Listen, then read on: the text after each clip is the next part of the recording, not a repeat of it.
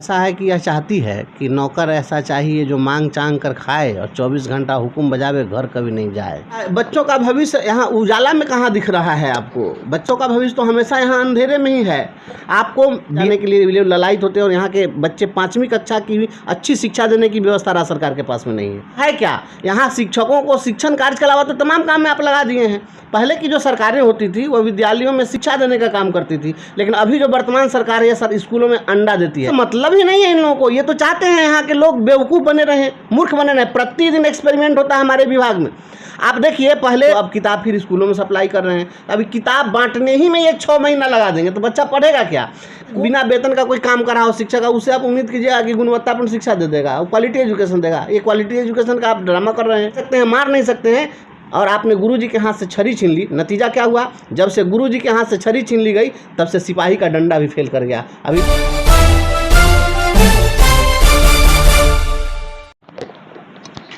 नमस्कार, मैं राकेश कुमार हलचल इंडो नेपाल टाइम्स से आज आपको मिलवा रहे हैं हम बिहार परिवर्तनकारी प्रारंभिक शिक्षक संघ के प्रदेश अध्यक्ष से। जातीय जनगणना का जो विरोध हो रहा है, या इसको इस रूप में समझा जाए कि जातिगत जनगणना का हम लोग विरोध नहीं कर रहे हैं, बल्कि हम लोग जनगणना कार्य का बहिष्कार कर रहे हैं। क्योंकि राज्य सरकार हमें अपना कर्मचारी मानती ही नहीं है, तो हम लोगों का कहना है कि जब हम आपके कर्मचारी नहीं हैं, वैसी स्थिति में आपका हम ये जनगणना का, वो भी जनगणना तो है नहीं, ये तो जातिगत सर्वेक्षण है, ये कास्ट बेस्ड जाति आधारित सर्वेक्षण है, यह कोई राष्ट्रीय जनगणना नहीं है। तो हम इस कार्य का हम बहिष्कार कर रहे हैं कि आपको जिससे कराना है उससे करा लीजिए, क्योंकि हमें आप अपना कर्मचारी तो मान नहीं रहे हैं। क्यों नहीं मान रही है राज्य सरकार आपको अपना कर्मचारी? बिहार सरकार को ऐसा है कि यह चाहती है कि नौकर ऐसा चाहिए जो मांग चांग कर खाए और 24 घंटा हुक्म बजावे, घर कभी नहीं जाए। राज्य सरकार जो कुछ भी कर रही है हमारे साथ, जो हमारा वेतन है, भत्ता है, सेवा शर्त है, तमाम चीज़ें राज्य सरकार करती है, लेकिन इनको पूरा पैसा नहीं देना पड़े, पूरी सुविधा नहीं देनी पड़े राज्य सरकार के कर्मचारियों की भांति, इसलिए ये कहते हैं कि आप हमारे कर्मचारी नहीं हैं, आप स्थानीय निकायों के कर्मचारी हैं। जबकि स्थानीय निकायों की ऑटोनॉमी होती है, स्वायत्तता होती है। तो अगर कोई ऑटोनोमस बॉडी है तो वह तो खुद अपने कर्मचारियों के लिए अपनी नियमावली खुद बनाएगा, जैसा कि यूनिवर्सिटी में होता है। यूनिवर्सिटी में वह अपना सब बजट बनाता है, अपना सब कुछ करता है। तो हमारी सेवा शर्तें, हमारा जो कुछ भी है वो तो राज्य सरकार तय करती है, नियोजन इकाई तो तय करती नहीं है। लेकिन किसी सरकार के और किसी व्यवस्था के बंधन में बांध देने से नहीं होता है। शिक्षक तो वो भी हैं जिसको राज्य सरकार ने डिजिग्नेटेड शिक्षक नहीं बनाया है, जो निजी शिक्षण का कार्य करते हैं। नहीं, मेरे पूछने का मतलब शिक्षा मतलब गुरु, मतलब शिक्षक मीन्स गुरु, और शिक्षा देने का मतलब जो अभी समाज में अगर आपको जातीय जनगणना में लगा दिया जाता है तो ऐसी परिस्थिति में क्या शिक्षा बाध्य होगी या नहीं? बच्चों का भविष्य अंधेरे में जाएगा या नहीं? अच्छा, बच्चों का भविष्य यहाँ उजाला में कहाँ दिख रहा है आपको? बच्चों का भविष्य तो हमेशा यहाँ अंधेरे में ही है। आपको बिहार की धरती है, बिहार की धरती पर नालंदा जैसा विश्वविद्यालय यहाँ हुआ करता था, विक्रमशिला जैसा विश्वविद्यालय होता था जो आज से हज़ारों साल पहले होता था। यहाँ उच्च शिक्षा प्राप्त करने के लिए विदेशों से बच्चे आते थे, लेकिन आज मैं दावे के साथ कह सकता हूँ कि यहाँ 5वीं कक्षा के बच्चों को अच्छी शिक्षा के लिए सैनिक स्कूल में और उन लोगों को नेतरहाट में जाने के लिए ललायत होते हैं, और यहाँ के बच्चे 5वीं कक्षा की अच्छी शिक्षा देने की व्यवस्था राज्य सरकार के पास में नहीं है। राज्य सरकार के पास नहीं है, मैंने किस मायने में राज्य सरकार के पास नहीं है? उसमें क्या क्या कमियां हैं? क्या क्या कमियां, उसमें अच्छाई क्या है ये पूछते तो मैं आपको बताता। कमियां तो टोटल तो कमी ही कमी है। यहाँ जो स्थिति बनी हुई है, अच्छा है क्या? यहाँ शिक्षकों को शिक्षण कार्य के अलावा तो तमाम काम में आप लगा दिए हैं। पहले की जो सरकारें होती थी वो विद्यालयों में शिक्षा देने का काम करती थी, लेकिन अभी जो वर्तमान सरकार है सर स्कूलों में अंडा देती है। ये अंडा देने वाली सरकार है, और अंडा देने वाली सरकार से आप शिक्षा की बात करते हैं। बिल्कुल शिक्षा से मतलब ही नहीं है इन लोगों को। ये तो चाहते हैं यहाँ के लोग बेवकूफ़ बने रहें, मूर्ख बने रहें। प्रतिदिन एक्सपेरिमेंट होता है हमारे विभाग में। आप देखिए, पहले सरकार किताब स्कूलों में सप्लाई कर देती। शुरू के समय में जब हम लोग पढ़ते थे उस समय में किताब गार्जियन खरीद कर देते थे। जब गार्जियन खरीद कर देते थे तो क्लास शुरू होने से पहले किताब हम लोग खरीद लिए रहते थे। अब सरकार ने कहा कि नहीं, आप मेरे ऊपर निर्भर हो जाइए, आप किताब मत खरीदिए, मार्केट में किताब नहीं रहेगी, सरकार किताब सप्लाई करेगी। तो किताब इनका आता था सेशन समाप्त होने के समय में। फिर हम लोगों ने विरोध किया तो इन्होंने कहा कि नहीं, अब हम पैसा ही दे देंगे, आप खरीद लीजिएगा। अब ये 200-250 रुपया देंगे, किताब खरीदने के लिए आना होगा गार्जियन को मुजफ्फरपुर, तो उतना में तो भाड़ा ही लग जाएगा, किताब फिर नहीं खरीदे बच्चे। 80% बच्चों के पास किताबें नहीं होती थी। फिर हम लोगों ने जब विरोध किया है, बहुत सारे राजनीतिक दलों ने भी विरोध किया, तो अब किताब फिर स्कूलों में सप्लाई कर रहे हैं। अभी किताब बांटने ही में ये 6 महीना लगा देंगे, तो बच्चा पढ़ेगा क्या? कोई सिस्टम, इनका एक भी सिस्टम सही तरीके से काम नहीं कर रहा है। अब शिक्षक, आप सोचिए 5-5 महीना से बिना वेतन का कोई काम कर रहा हो शिक्षक का, उससे आप उम्मीद कीजिएगा कि गुणवत्तापूर्ण शिक्षा दे देगा, वो क्वालिटी एजुकेशन देगा। ये क्वालिटी एजुकेशन का आप ड्रामा कर रहे हैं, ड्रामा करते रहिए, इससे नहीं होने वाला है। शिक्षा का जो काम होता है वह आत्मा से करने की चीज़ है। शिक्षा और आशीर्वाद कोई व्यक्ति दिल से ही दे सकता है। आप पिस्तौल भिड़ा के और कार्रवाई का भय दिखाकर आप किसी से नहीं प्राप्त कर सकते हैं। क्या ऐसा कभी आपने सुना है कि किसी से आशीर्वाद लेना तो रिवॉल्वर भिड़ा दीजिए, कहिए कि वो आशीर्वाद दे दे कि आप शतायु हो जाइए, दीर्घायु हो जाइए। शिक्षा में रहते हैं जहाँ की जनता जहरीली शराब पी करके और दर्जनों की संख्या में एक बार लोग मर जा रहे हैं, आप उसी जनता की बात कर रहे हैं ना। यहाँ की शिक्षा एक ऐसा विषय है जिसको हर कोई नहीं समझ सकता। यह एक तकनीकी चीज़ है। शिक्षा को आप कैसे समझ सकते हैं? पढ़े लिखे लोग तो शिक्षा को समझ ही नहीं पाते हैं। शिक्षा की पहली शर्त होती है श्रद्धावान लभ्यते ज्ञानम। जहाँ श्रद्धा होगी वहीं शिक्षा हो सकती है, और यहाँ तो श्रद्धा को ही खत्म कर दिया गया। आज क्या बच्चों की श्रद्धा शिक्षकों के प्रति है? क्या शिक्षकों का जो अधिकार था वो अधिकार अब आज के डेट में बच्चों पर रहा? आपने गुरु जी के हाथ से छड़ी छीन ली। तब के ज़माने में जो यहाँ की शिक्षा व्यवस्था मजबूत थी तो ये अधिकार होता था कि अगर बच्चा गलत करे तो हम उसको दंडित कर सकते थे, और जब हम दंडित करते थे तो उस बच्चे में सुधार होता था। आज तो बच्चा को हम डांट नहीं सकते हैं, आप तो कानून बना दिया कि आप डांट नहीं सकते हैं, मार नहीं सकते हैं। तो हम उसको डांट नहीं सकते हैं, मार नहीं सकते हैं, और आपने गुरुजी के हाथ से छड़ी छीन ली। नतीजा क्या हुआ? जब से गुरुजी के हाथ से छड़ी छीन ली गई तब से सिपाही का डंडा भी फेल कर गया। अभी देखिए अतीक अहमद की जो हत्या हुई है, मारने वाले बच्चे कितने उम्र के हैं? 18 साल का और 20 साल का, सब टीनेजर लड़का है। तो टीनेजर लड़का अपराधी बन रहा है, उसका सबसे बड़ा कारण है, इस पर कोई एनालिसिस करने के लिए तैयार नहीं है। या पूरी शिक्षा व्यवस्था का दोष है, ये सरकार के सिस्टम का दोष है। यह सरकार जो है अगर ऐसी व्यवस्था बनाई रहती, जिस बच्चे को आप बचपन में उसकी गलतियों पर आप माफ़ कर दीजिए, उसको नज़रअंदाज कर दीजिए, वह गलतियां बाद में प्रबल हो जाती है और वह व्यक्ति आपराधिक प्रवृत्ति का हो जाता है। ब्रिजवासी जी, अगर आने वाले समय में आपको शिक्षा मंत्री बना दिया जाए तो आप क्या करेंगे? अगर देखिए, यह तो मुझे लगता है कि आपको बना दिया जाए, मान लिया काल्पनिक बातों में तो गणित में पढ़ाया जाता है, मान लिया जाए कि तो मान लिया जाए कि आपको शिक्षा मंत्री के पद पर नियुक्त कर दिया जाए, तो आप क्या करेंगे? पहला कदम क्या होगा शिक्षा के लिए? सबसे पहला तो कदम मैं यह उठाऊंगा कि विद्यालयों में ये जितनी भी सरकारी योजनाएं जो वोट बैंक की राजनीति के दृष्टिकोण से जो योजनाएं चलती हैं, इन तमाम योजनाओं को सबसे पहले बंद कर दूंगा। और स्कूलों में जो इंटरफेरेंस होता है विद्यालय शिक्षा, आज कोई भी एचएम का स्वतंत्र है? सारा एचएम डरा हुआ रहता है। वो विद्यालय शिक्षा समिति का अध्यक्ष और सचिव उसे जाता है कमीशन मांगने के लिए, बिल्डिंग बना रहा है उसमें कमीशन दीजिए, एमडीएम बना रहा है उसमें कमीशन दीजिए, जो स्कूल के साफ सफाई के लिए पैसा आता है उस काम में पैसा कमीशन दीजिए। तो ये शिक्षक तो डरा हुआ रहता है। तो हम सबसे पहले स्कूलों में किसी प्रकार का जो इंटरफेरेंस हम उसको बंद करा देंगे। ये आप एक हाथी पर 12 को पिलवान रख करके और हाथियों को मार देना चाहते हैं। ये सब पिलवानी नहीं कर रहा है, चौकीदारी नहीं कर रहा है, ये सब अपना अपना जुगाड़ सेट करने में लगा हुआ है। क्या शिक्षा, अभी जो शिक्षा है या जो विद्यालय है वो उद्योग विभाग हो गया है और शिक्षक उसके मजदूर हो गए हैं, ऐसा समझूं क्या मैं? नहीं, उद्योग विभाग इसको नहीं कहिए, ये सरकारी योजनाओं के संचालन का केंद्र बिंदु है। वोट बैंक की राजनीति के लिए साइकिल बांट दीजिए, पोशाक बांट दीजिए, छात्रवृत्ति बांट दीजिए, शिक्षा छोड़ के सब कुछ बांटिए।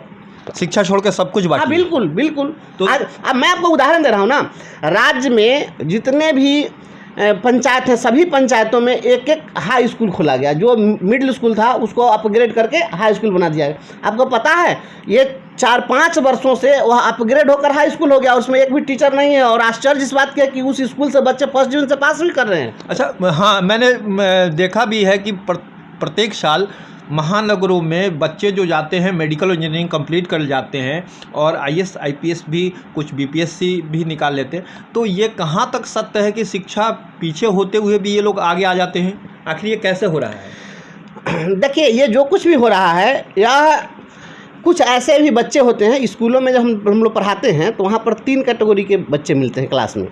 एक उसमें गिफ्टेड बच्चे होते हैं, हर क्लास में। गांव गरीब के बच्चों के पास भी आप जाइएगा, उसमें कुछ गिफ्टेड बच्चे हैं। हर क्लास में 5-7 ऐसे बच्चे आपको मिल जाएंगे, 5 से 10 जो गिफ्टेड हैं। उनको आप बहुत प्रयास करने की ज़रूरत उसके लिए नहीं है, वो खुद काम करते हैं। अधिकांश बच्चे मीडियम चाइल्ड होते हैं और एक अंतिम कैटेगरी का होता है प्रॉब्लम चाइल्ड होता है। ठीक है, तो जो गिफ्टेड चाइल्ड होते हैं उसको कम प्रयास में और या हर व्यक्ति की जो सोचने की क्षमता है, आईक्यू लेवल है, सबका अलग अलग है। ये तो ईश्वरीय व्यवस्था है। तो जो उस प्रकार के गिफ्टेड जो बच्चे होते हैं, वे बच्चे कहीं से प्रेरणा प्राप्त करके, कहीं से सहयोग प्राप्त करके अपने व्यक्तिगत बलबूते पर वह बहुत कुछ करते हैं। और इंटरनेट का युग आ गया है, यूट्यूब पर भी पढ़ाई होती है, कुछ परिवारों में कुछ सुविधाएँ मिल जा रही हैं, तो इन चीज़ों का सहारा लेकर बच्चे अच्छा कर रहे हैं। राज्य सरकार ने जो नई व्यवस्था लाई है, सरकार की व्यवस्था, तो यह सोचना पड़ेगा कि आखिर व्यवस्था क्यों लाई गई है। जहाँ तक मेरी समझ में आ रही है बात, यह है कि यह व्यवस्था, परीक्षा की व्यवस्था, यह शिक्षकों को डिमोरलाइज करने के लिए व्यवस्था लाई गई। और मैं बार बार इस बात को दोहरा रहा हूँ कि किसी भी काम करने के पीछे आपके निहितार्थ क्या हैं, उसके नेपथ्य में क्या बातें छिपी हुई है, इस चीज़ को पहले समझना पड़ेगा। आप बड़े से बड़े विद्वान को मेरे पास ले आ दीजिए। ये तो बिहार की धरती है, यहाँ पर तो शंकराचार्य जैसे लोग आए शास्त्रार्थ करने के लिए, पूरी दुनिया को पराजित कर दिया, लेकिन यहाँ पर आए तो भारती से एक महिला से उनको पराजित होना पड़ गया। तो हम उस बिहार के लोग हैं, हम यह तय कर लेंगे कि आपको हम इस चीज़ में छांट देंगे। दो मानसिकता होती है, एक होता है सिलेक्शन करने का, एक होता है रिजेक्शन का। हम आपको सेलेक्ट करना चाहते हैं, रिजेक्ट करना चाहते हैं, ये अपनी मानसिकता है। अगर हमने ठान लिया कि आपको हम छांट देंगे, तो हम किसी प्रकार से आपको छांट देंगे। आप ले आइए बड़े बड़े विद्वान को, बहुत बड़े बड़े प्रकांड विद्वान IITN रहेंगे, सारा डिग्री लेकर के बैठे हुए हैं, और उनको मेरे पास ले आइए। हम 5वीं कक्षा, हम 2री कक्षा, पहली कक्षा का सवाल उससे पूछ देंगे, फूल कुमारी क्यों उदास रहने लगे, है जवाब आपके पास में। आप BPSC की जो परीक्षा लेने की बात हुई है, तो मैं आपको बता दूं कि एक उदाहरण आपके सामने है। अभी थोड़े दिन पहले की बात है, राज्य सरकार ने तय किया कि जितने भी हाई स्कूल हैं, उन सभी हाई स्कूल में हम BPSC के माध्यम से हेडमास्टर की बहाली करेंगे। और सरकार ने यह कह दिया कि चूँकि जो नियोजित शिक्षक हैं राज्य में, वह बहुत क्वालिटी वाले नहीं हैं, तो इस परीक्षा में जो निजी विद्यालय हैं, सो कॉल्ड, जो हार्वर्ड और ऑक्सफोर्ड यूनिवर्सिटी, जब सरकार ने इनको नियोजित शिक्षक, जब सरकार ने इनकी बहाली की थी, उस समय कहाँ सोई थी सरकार? मैं ये आपसे पूछना चाहता हूँ। पहले मैं ये प्रधानाध्यापक, मैं एक उदाहरण दे रहा हूँ, उसको ज़रा समझ लीजिए। हाई स्कूल के हेडमास्टर की बहाली के समय में इन्होंने क्या किया कि नियोजित शिक्षकों को तो इन्होंने शामिल किया कि हाँ ये आएंगे, इसके साथ साथ कहा कि नहीं, इनसे भी ज़्यादा क्वालिटी वाले लोग आ जाएंगे, इसलिए हार्वर्ड और ऑक्सफोर्ड वाले को भी ले आइए। तो जितना निजी विद्यालय था, चाहे DAV था, सनशाइन था, ये कौन कौन है, बहुत सारा, तो उस वहाँ से बड़े बड़े विद्वान को भी इन्होंने शामिल कर लिया उसमें। फॉर्म कितना आया, रिक्तियाँ कितनी थी, आप इसको याद करिए, 6000 रिक्तियाँ थी, 6000 हेडमास्टर का पोस्ट हुआ। आवेदन कितने आए, तो 13000, और सिलेक्शन हुआ तो कितने लोग सेलेक्ट हुए, 421 लोग।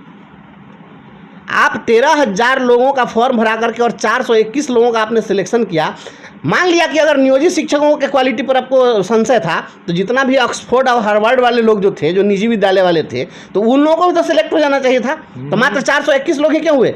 आपकी मानसिकता यह थी कि अधिक से अधिक लोगों को रिजेक्ट करना है, दिखावा करना है हमको कि हम इतनी वैकेंसी निकाल दिए हैं, लेकिन हमको सिलेक्शन करना है अपने मन से, दिखावा करने के लिए। उसी प्रकार से ये BPSC की परीक्षा ये लाए हैं, ये कहेंगे कि हम 3 लाख वैकेंसी निकाल दिए, और सिलेक्शन जब करना होगा तो सिलेक्शन करेंगे 3000 का, और उसके बाद में कहेंगे कि हम तो 3000 वैकेंसी निकाले थे, लोग ही योग्य नहीं मिले, इसके कारण जो है सिलेक्शन नहीं हुआ। नहीं, तो आप लोग इसका किस तरह से विरोध करेंगे, क्या करेंगे कि सरकार को सोचना पड़ जाए, मजबूर हो जाए सरकार कि नहीं ये गलत है? देखिए, आपको इस बारे में मैं बता दूं, ये राजनीति है, और राजनीति से ज़्यादा गंदी चीज़ कुछ हो नहीं सकती है दुनिया में। सबसे नहीं, शिक्षा पे राजनीति क्या अच्छी बात है? मैं बता रहा हूँ, ये शिक्षा पर राजनीति हो रही है ना।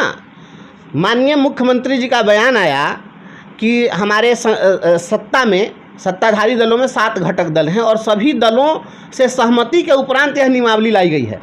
यह बयान आया मुख्यमंत्री जी का, और उन्हीं का माले का एक विधायक सिद्धार्थ सौरभ जी हैं, जो पालीगंज के विधायक हैं, उन्होंने स्पष्ट स्टेटमेंट दिया है, और शिक्षकों की बैठक भी उन्होंने की, कहा कि नहीं हमसे कुछ नहीं पूछा गया। कांग्रेस के लोगों ने कहा हमसे कुछ नहीं पूछा गया, हम पार्टी के लोगों ने कहा हमसे कुछ नहीं पूछा गया। तो मैं आपको बता दूं कि ये पूरा का पूरा राजतंत्र चल रहा है बिहार के अंदर में। जो दिख रहा है वो वास्तव में है नहीं, और जो वास्तव में है वो दिख नहीं रहा है। नहीं, राजतंत्र है ऐसा तो मैं भी मानता हूँ कि राजतंत्र है, जनता भी समझ रही है कि राजतंत्र तो शिक्षा पर मैं वही बता रहा हूँ, शिक्षा पर क्या राजनीति हुई है। हम लोगों की जो नियमावली बनी, शिक्षा मंत्री जी ने सार्वजनिक रूप से बयान दिया, कई बार दिया, बार बार आप लोगों के सामने दिया। शिक्षा मंत्री ने यह कहा कि राज्य में 9222 नियोजन इकाइयां हैं, तमाम नियोजन इकाइयों को हम खत्म करेंगे, और नियोजन इकाइयों का चूँकि ज़्यादा इंटरफेरेंस होता है, ज़्यादा गड़बड़ी होती है, इसलिए हम केवल और केवल जिला स्तर पर जो है ये डिस्ट्रिक्ट कैडर हम बनाएंगे। और राज्य सरकार केंद्रीयकृत बहाली करेगी। यह नियमावली जो बनी थी, उस नियमावली का आप ड्राफ्ट देखिएगा, वह टाइप जब होता है तो टाइपिस्ट उस पर छोटे छोटे अक्षरों में डेट भी लिख देता है, किस डेट को वह टाइप किया है। 10 जनवरी को ड्राफ्ट तैयार हुआ हम लोग के सेवा शर्त का, और उसको सभी विभागों में भेज दिया गया अप्रूवल के लिए। सभी विभाग से अप्रूव भी होकर के आया। शिक्षा मंत्री ने कह दिया, हमने कैबिनेट भेज दिया, तमाम बातें हो गई। ये हो गया कि नियोजन इकाई अब खत्म हो जाएगी, हम लोग डिस्ट्रिक्ट कैडर के हो जाएंगे।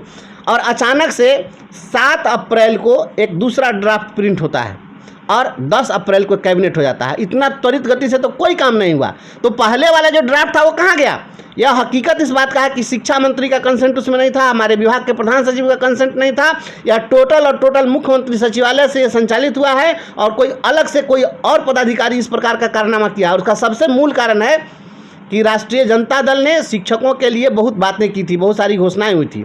और माननीय उप मुख्यमंत्री तेजस्वी यादव जी का भी आंख खुल जाना चाहिए कि आपने कहा था कि हम 10 लाख युवाओं को रोजगार देंगे। 14 अक्टूबर का दिन था और उन्होंने 2020 में उन्होंने नॉमिनेशन फाइल किया। और नॉमिनेशन फाइल करने के बाद जब उन्होंने स्टेटमेंट दिया तो कहा कि हम सभी नियोजित शिक्षकों को राज्यकर्मी बनाएंगे और इनको समान काम का समान वेतन देंगे। और इसके कारण उनको बैलेट में सारे शिक्षकों ने वोट दे करके और सभी जगह जिताने का काम किया। बैलेट में आरजेडी कभी नहीं जीतता था और उसमें आरजेडी को लोगों ने जिताया, हमारे शिक्षकों ने। तो अब नीतीश कुमार जी को, माननीय मुख्यमंत्री जी को भी यह लग रहा है कि अगर ये सुविधा हम दे देंगे, इनको राज्यकर्मी बना देंगे, तो इसका तो क्रेडिट आरजेडी को चला जाएगा।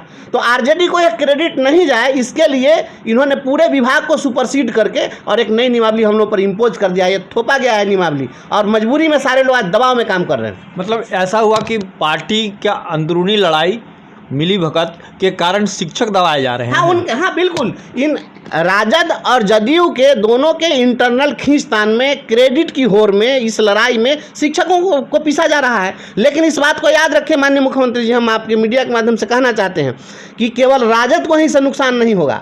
ये तो तय है कि जिन शिक्षकों ने उन पर विश्वास किया था आज वो ठगे महसूस कर रहे हैं, विश्वासघात हुआ है।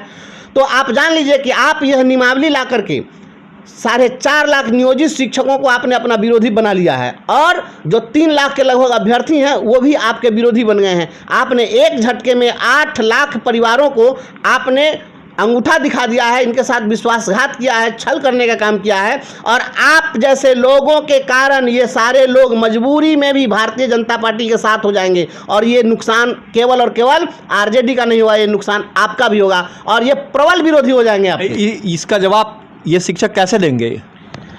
ये लोकतंत्र है। लोकतंत्र में ये लोग तो वोट के सिवा कुछ समझते नहीं हैं। आपने देखा, पूरा देश और पूरी दुनिया देखी है इस बात को कि किसान इतने महीनों तक, वर्षों तक आंदोलन चलाते रह गए, कोई नहीं सुना। लेकिन जब वोट का जब समय आया तो ये ज़बरदस्ती उनकी बात को एकदम आगे आकर के मान लिया कि हाँ अब हम आपकी मांग को, उसी बात को नहीं माने। मतलब कि वोट की राजनीति है, यहाँ वोट के लिए कुछ भी कर सकते हैं। जो जनगणना है इसका आप विरोध कर रहे हैं कि आप बहुत जगह एक्सेप्ट कर लिया गया, बख्तियारपुर में शुरुआत भी हो गया, तो इस पर क्या कहना चाहेंगे आप? देखिए, जनगणना का जो कार्य है यह जाति आधारित सर्वेक्षण है और जाति आधारित सर्वेक्षण में केवल शिक्षक ही नहीं लगे हैं। इसमें लगाया गया आंगनवाड़ी सेविकाओं को लगाया गया है, विकास मित्र को लगाया गया है, तालीमी मरकज स्वयंसेवी को लगाया गया है। तो इस प्रकार से बहुत सारे लोगों को लगाया गया है। तो लोग काम कर रहे हैं, उसमें भी कुछ रेगुलर टीचर हैं जिनकी कोई लड़ाई सरकार से नहीं है, तो वो भी उस काम को कर रहे हैं।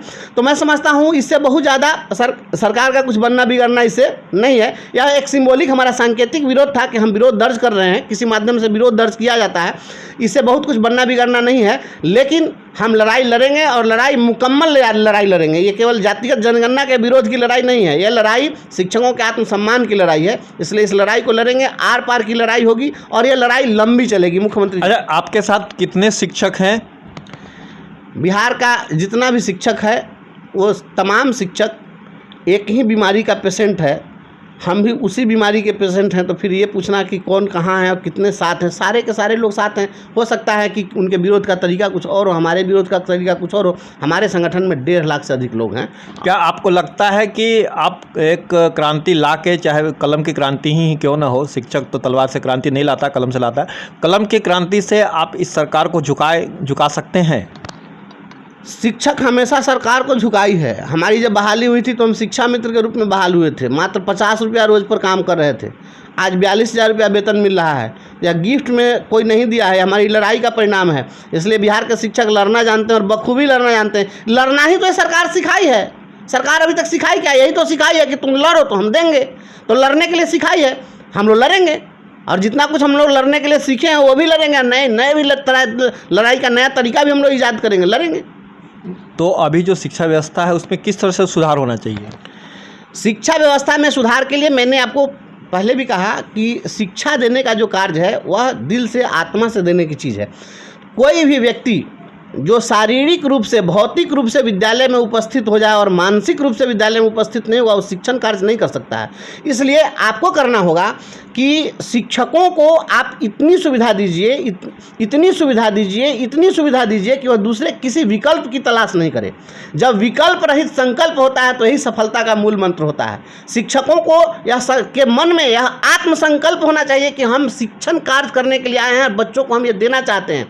तो जब कोई शिक्षक विद्यालय में पहुंचेगा और वो अपने बीमार माँ बाप के दवा और इलाज की चिंता को लेकर के जाएगा, जब सैकड़ों किलोमीटर दूर काम करने वाला शिक्षक अपने घर की चिंता को लेकर विद्यालय में जाएगा, तो आप बायोमेट्रिक मशीन लगा दीजिएगा, शारीरिक रूप से, भौतिक रूप से उपस्थित हो जाएगा, मानसिक रूप से अपने घर पर रहेगा, वो नहीं पढ़ा सकता है, कभी नहीं पढ़ा सकता है। इसलिए उसको आप इतनी सुविधा दीजिए कि उसको किसी प्रकार का टेंशन नहीं हो, कोई चिंता नहीं हो, और चिंता रहित होकर के हो जाकर विद्यालय में पूरे मनोयोग से शिक्षण कार्य करें। शिक्षा को एक नई दिशा देने के लिए मुझे वो पंक्ति याद आती है कि दो में से तुम्हें क्या चाहिए, कलम या की तलवार, अंक कष्ट में बैठ रचोगे ऊंचे मीठे गान, या तलवार पकड़ जीतोगे बाहर का मैदान, अरे जला ज्ञान का दीप सिर फैलाओगे उजियारी, अथवा कृपान करोगे घर की भी रखवाली। और कलम देश की बड़ी शक्ति है भाव जगाने वाली, दिल ही नहीं दिमागों में भी आग लगाने वाली। बृजवासी जी के शब्दों से, ओजपूर्ण वक्तव्यों से ऐसा लगता है कि इस बार शिक्षा व्यवस्था में कुछ न कुछ तो सुधार होगा और शिक्षकों के साथ न्याय होगा। आक्रोश है, थोड़ा मौसम अभी प्रतिकूल चल रहा है। अगर मौसम यह प्रतिकूल नहीं होता, इतनी गर्मी नहीं होती, तो लोग अभी तक सड़क पर पुरजोर आंदोलन के लिए आ गए होते, और छिटपुट आंदोलन शुरू हो भी गया है। हम सभी लोग इसके लिए प्रयास कर रहे हैं और बहुत जल्द हम लोग जो अभ्यर्थी हैं उन लोगों को भी साथ लेंगे, उनकी भी लड़ाई को लड़ेंगे, और तमाम लोगों को साथ लेकर के और हम लोग लड़ेंगे। पूरे बिहार में इनकी जो गंदी राजनीति है इसका हम लोग पोल खोलेंगे कि आपके बच्चों को ये क्या क्या देना चाहते हैं। जो गांव के लोग हैं वह इस बात को नहीं समझते हैं कि शिक्षा का मतलब क्या होता है। शिक्षा का मतलब वो पोशाकें और साइकिल छात्रवृत्ति समझते हैं। मैं 18 वर्षों से शिक्षण कार्य कर रहा हूं, लेकिन कोई अभिभावक नहीं आया पास में पूछने कि मेरे बच्चे का प्रोग्रेस क्या है, क्योंकि उनको बच्चे के प्रोग्रेस से कोई लेना देना नहीं है। विद्यालय एक मंदिर है, तो विद्यालय मंदिर में जो व्यक्ति जिस भावना से जाता है उसको वही मिलता है। मंदिर में कोई जाता है कहता है हे प्रभु मुझे संतान दीजिए, निसंतान को संतान मिलता है। कोई जाता है कहता है कि मुझे दौलत संपत्ति दीजिए, उसको मिलता है। कोई प्रसिद्धि मांगने जाता है, कोई उपलब्धि मांगने जाता है, कोई स्वास्थ्य मांगने जाता है, जो मांगने जाता है उसको ही मिलता है।